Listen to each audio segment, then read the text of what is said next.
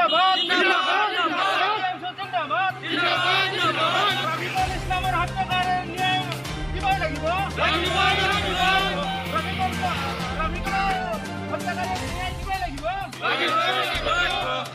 রফিকুলের হত্যাকারীকে arrest করো অসম সরকার হাই হাই অসম সরকার হাই হাই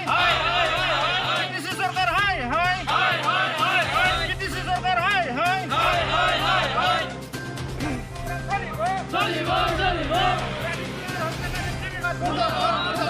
হিমন্ত বিশ্ব শর্মা মুর্দাবাদ অসম সরকার হাই হাই অসম সরকার হাই হাই আগষ্ট আজিৰ তাৰিখত আমাৰ শ্বহীদ লাফুকিল ইছলাম ছাৰৰ হত্যা কৰা হৈছিল কোকৰাঝাৰ মাজমজিয়াত 12 গুলিৰে হত্যা কৰা হৈছিল তেখেতৰ ন্যায় বিচাৰি আজি প্ৰত্যেকটো আঞ্চলিক শাখা কমিটি ডিষ্ট্ৰিক্টৰ পৰা চেণ্ট্ৰেললৈকে যিমান কমিটি আছে গোটেইবিলাকতে এনেকুৱা কৰি ধৰ্ণা কাৰ্যসূচী ৰাখিছে আজিৰ তাৰিখত তেখেতৰ ন্যায় বিচাৰি আমি প্ৰতিবাদ কৰিছোঁ তেখেতক অতি শীঘ্ৰে তেখেতৰ হত্যাকাৰীক গ্ৰেপ্তাৰ হ'ব লাগে CBI তদন্ত ৰাজহুৱা কৰিব লাগে তেখেতক অতি শীঘ্ৰে তেখেতে ন্যায় পাব লাগে আমি সেইটোক লৈ কিনে প্ৰতিবাদ কৰিছোঁ আৰু এই প্ৰতিবাদ চলি থাকিব যেতিয়ালৈকে লাফিকুল ইছলাম ছাৰ আহমেদৰ ছাৰৰ হত্যাকাৰীক গ্ৰেপ্তাৰ কৰা নহয় তেতিয়ালৈকে আমাৰ এই সংগ্ৰাম চলিয়ে থাকিব আমি প্ৰত্যেকটো অঞ্চলীয় সংগ্ৰাম চলাই থাকিম আৰু সংগ্ৰাম চলিয়ে থাকিব আমি প্ৰতিবাদ কৰি থাকিম আগলৈও কৰি থাকিম যেতিয়ালৈকে তেখেতসকলক গ্ৰেপ্তাৰ কৰা নহয় এই BTC চৰকাৰ হোৱাৰ আগত বা এই আমাৰ BJP চৰকাৰ হোৱাৰ আগত তেখেতসকলে কৈছিলে হিমন্ত বিশ্ব শৰ্মা ডাঙৰীয়াই কৈছিলে CBI তদন্ত কৰি আমি তেখেতসকলৰ লাফিকুল ইছলাম আহমেদ ছাৰৰ হত্যাকাৰীক আমি অতি শীঘ্ৰে গ্ৰেপ্তাৰ কৰিম কিন্তু BTC চৰকাৰো আজি 9 মাহ এবছৰ উকলি গ'ল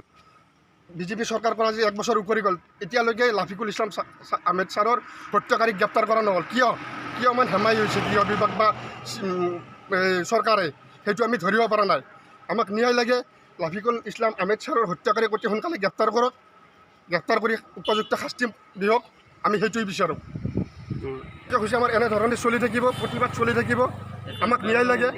ইয়াতকৈ জংগী আন্দোলন চলিব যদি এইবিলাক